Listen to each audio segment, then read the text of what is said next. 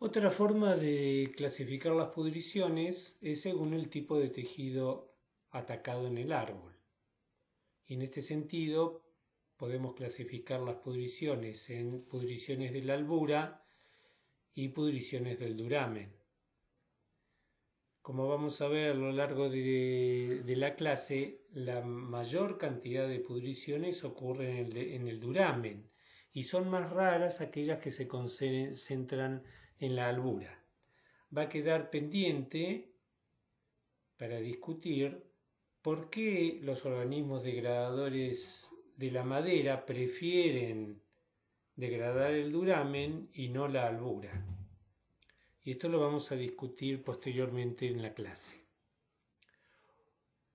Y por último, una forma de clasificar las pudriciones es según la estructura atacada y la bioquímica del proceso. Y en este sentido, hay tres tipos de pudriciones: las que llamamos blancas, las castañas o marrones y las blandas.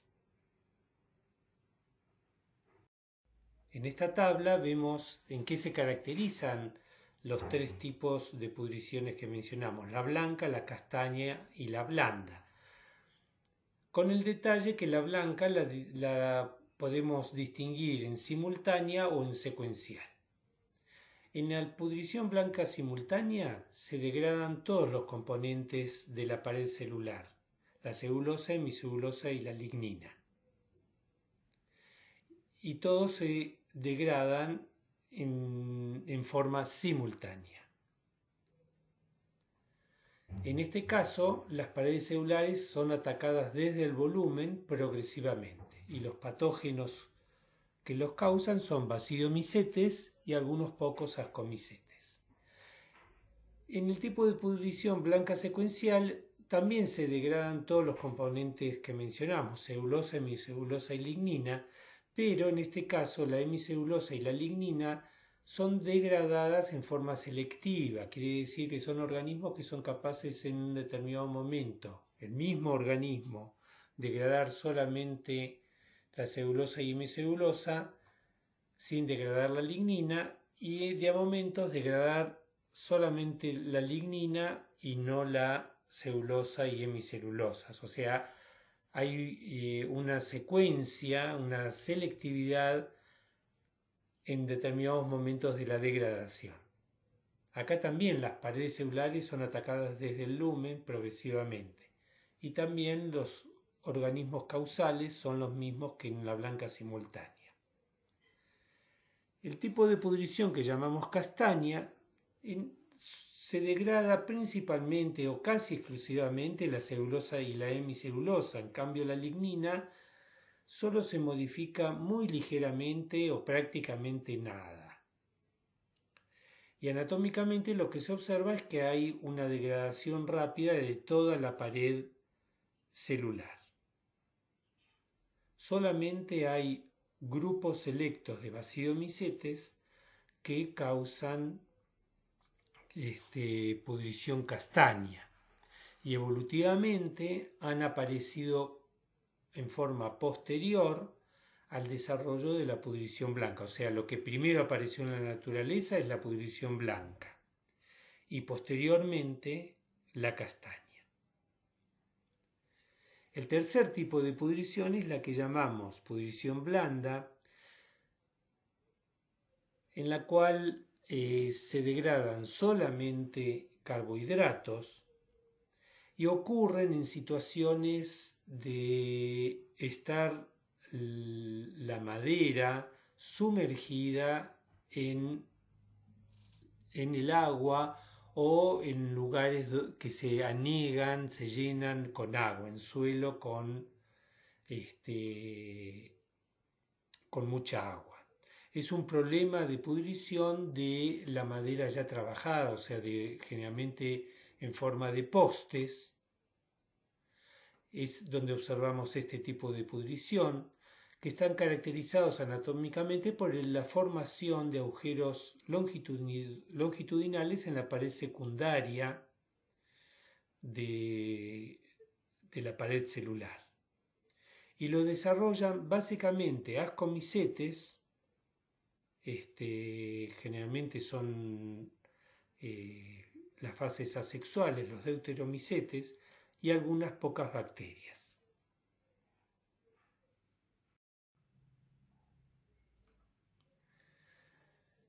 Para complementar esta tabla observamos este gráfico donde observamos las paredes celulares, cómo son atacadas según el tipo de pudrición. Arriba a la izquierda tenemos las pudriciones blancas y con la letra L significa la luz de la célula y la H significa la hifa correspondiente al hongo que está degradando. En este caso ya mencionamos que la degradación ocurre de adentro hacia afuera y en forma progresiva va avanzando la degradación desde el interior hacia afuera. En el caso de la pudrición castaña, en cambio, se observa la alteración de la pared celular en forma rápida y prácticamente en todo el grosor de la pared. Es una diferencia anatómica importante que tienen la pudrición blanca a la izquierda y la pared y la pudrición castaña en las paredes. Abajo tenemos dos ejemplos de pudrición blandas, donde el organismo patógeno lo que realiza es penetrar la pared celular, pero solamente degrada la S2, la pared 2 de la célula de la planta, del árbol. Y en muchos casos, cuando lo observamos longitudinalmente, observamos que esta degradación tiene una forma de paquetes, empaquetada, como formando pequeñas estructuras como si fueran cristales, poligonales, quiero decir, que se observan cuando uno hace el corte longitudinal de la pared celular. Acá observamos, acá a la izquierda observamos estas estructuras poligonales que están centradas en la pared 2 de la pared celular del hospedante, cómo se sucede, y observamos cómo se suceden una después de otra. Y en un corte transversal observamos estos agujeros que hay en la pared celular, 1, 2, 3, 4, 5 en esta célula, 1, 2, 3 en esta otra, que corresponden justamente a estas estructuras poligonales típicas del desarrollo de las pudriciones blandas. Estas pudriciones, como dije, ocurren en postes en servicio, ¿sí? Ya sea en los alambrados o en postes de luz, en la parte enterrada del poste, por el contacto con el agua y en las condiciones de anaerobiosis, actúan estos organismos que generalmente son deuteromicetes, algunas bacterias también, que producen este tipo de degradación que involucra exclusivamente la pared 2 de la pared secundaria, de la pared celular del hospedante. Y acá a la derecha observamos una hifa como está atravesando la pared celular de una célula vegetal.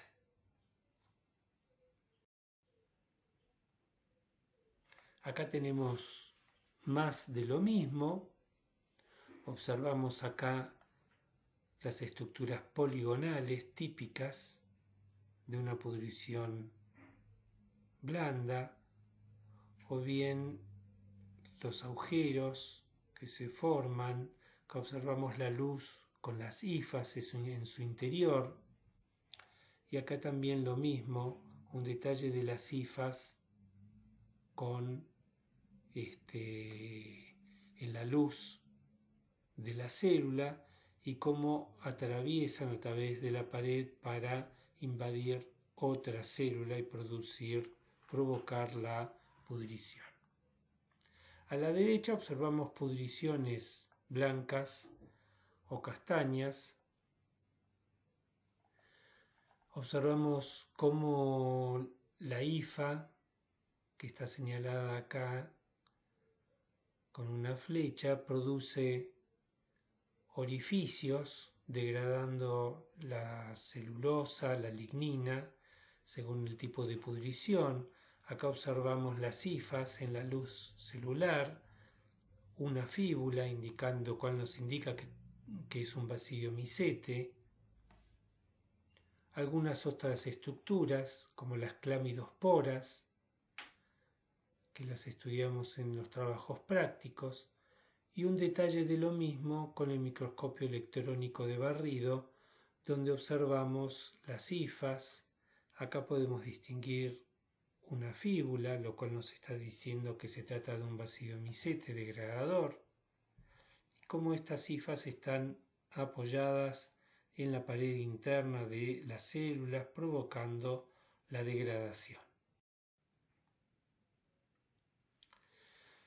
Entonces vayamos ahora a las pudriciones principales que vamos a estudiar en esta clase, que son las castañas y las blancas. En las dos fotografías observamos una pudrición de color castaña que se debe justamente al color de la pudrición. Acá observamos el detalle. Observamos cómo la albura está intacta, tanto en una fotografía como la otra. La fotografía está intacta y de hecho podemos ver que justamente al no ser atacada la albura, la copa que observamos acá al fondo del árbol está perfecta, o sea, está en un muy buen estado, dado que la albura no se había afectado. Y fíjense la intensidad de esta pudrición, la observamos al final de la troza, que sigue con un diámetro importante, está prácticamente todo el duramen afectado. Justamente estas pudriciones de color castaño, en el caso de la lenga, es el tipo principal de pudrición que afecta a la lenga y es responsable de hasta el 75% de las pudriciones. Otro tipo de pudrición que los tecnólogos identifican con el nombre de pudrición marrón dura es aquella donde el duramen tiene un color amarronado, no el color rosado típico y característico de la lenga, que es por el cual hay que pagar el máximo valor. Hay una alteración en el color, pero todavía tecnológicamente la madera se puede trabajar. Por eso se la llama pudrición marrón dura, porque si bien hay una pudrición, lo cual verificamos porque de la pudrición podemos aislar agentes etiológicos, a pesar de eso todavía la madera no está en un estado de degradación muy avanzado y entonces es todavía útil en el aserradero, ¿no? Como podemos ver en estas tablas cortadas acá longitudinalmente, observamos el desarrollo de esta coloración marrón, pero que se la llama dura para indicar que no sería una pudrición, aunque sí lo es un estado incipiente inicial de la pudrición.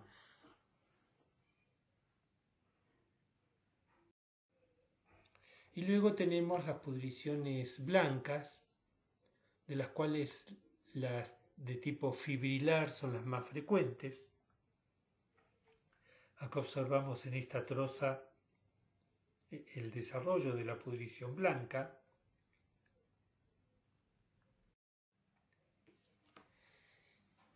Y dentro de las pudriciones blancas tenemos el otro tipo, que no es fibrilar. En la fibrilar, como vimos en la fotografía anterior, la madera se desgrana en fibrillas. En este caso, en la blanca alveolar, se desarrollan paquetes de pudrición, como observamos acá, como si fueran un panal de abejas. Lo vemos en las dos fotografías que mostramos, donde el agente etiológico es distinto y se ven paquetes de degradación, por lo cual la pudrición se la llama blanca alveolar, por el aspecto, por la macromorfología que presenta.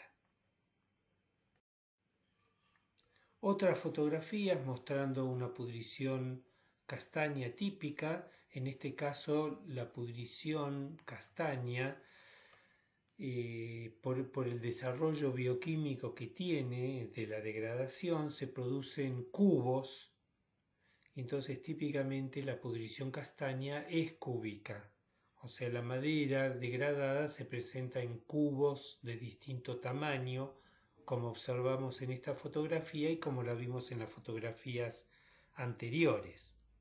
A la derecha observamos un detalle de la pudrición blanca alveolar, donde se observan paquetes de madera degradado. Este color blanco corresponde a la pudrición blanca, y entre ellos hay madera que está poco degradada o no degradada. ¿Sí? El agente etiológico lo que hace es desarrollarse en paquetes, luego pasa a otro sector de la madera, dejando un sector no degradado o poco degradado, y se distinguen el aspecto alveolar de panal de abeja que tiene la pudrición. Acá abajo a la izquierda observamos una pudrición blanca fibrilar, y acá a la derecha un detalle de las pudriciones castañas cúbicas típicas, como se está desarrollando en la madera.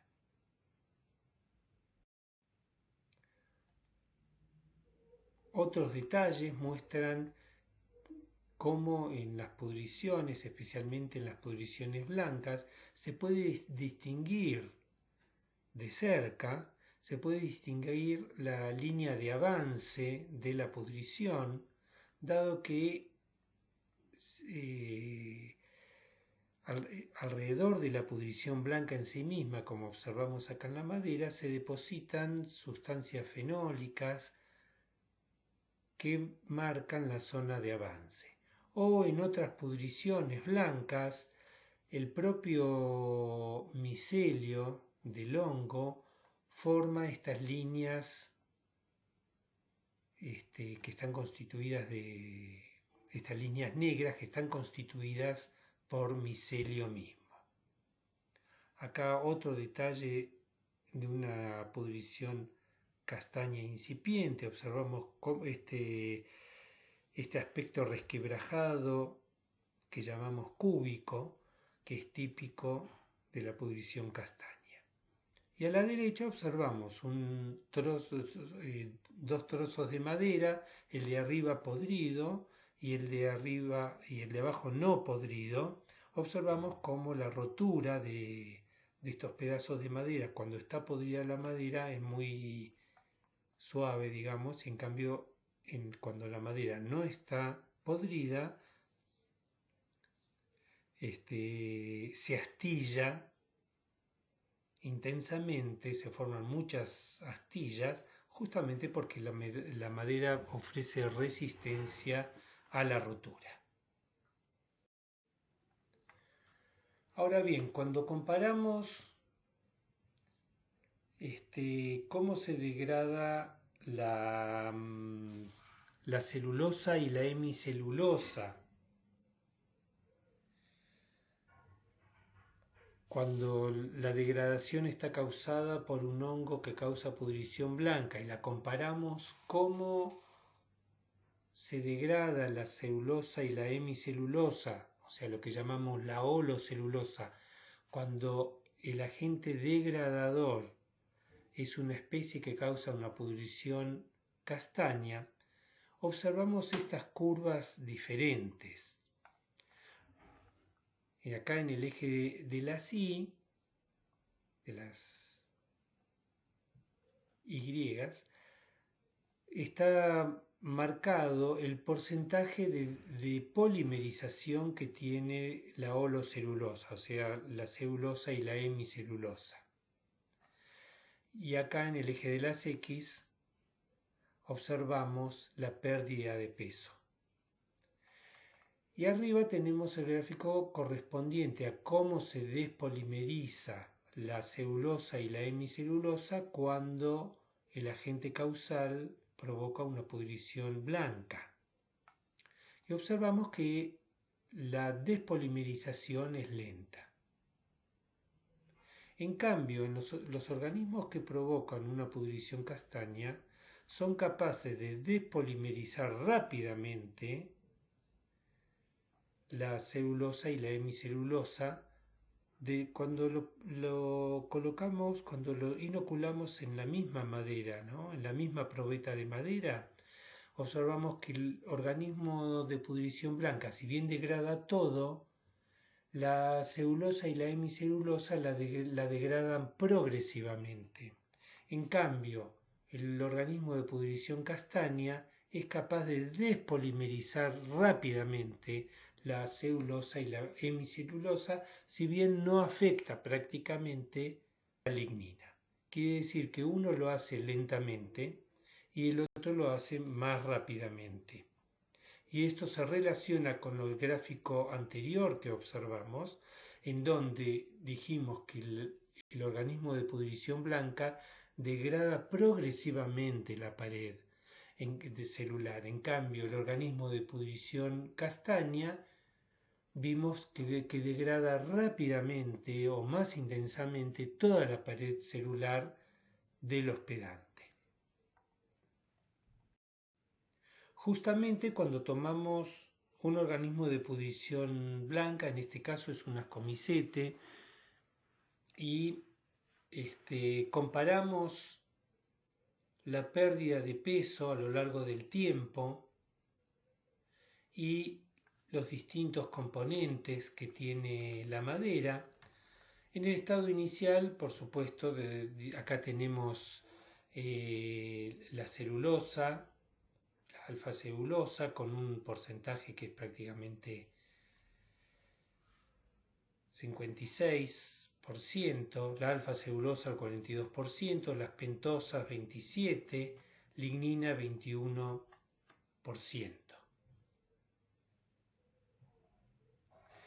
Y a medida que perdemos el peso, acá llegamos prácticamente al 50% de la degradación de la probeta de madera, y observamos que justamente la celulosa también llega a casi la mitad, las pentosas también se degradaron más de la mitad, la alfa-celulosa se degradó mucho comparado con lo que tenía inicialmente, y la lignina se degradó pero muy poco porcentualmente, pasó del 21 al 16%, indicando lo que decíamos inicialmente, que los organismos de pudrición blanca alteran la lignina pero no la degradan intensamente, y normalmente dejan a la lignina como un residuo sin degradar.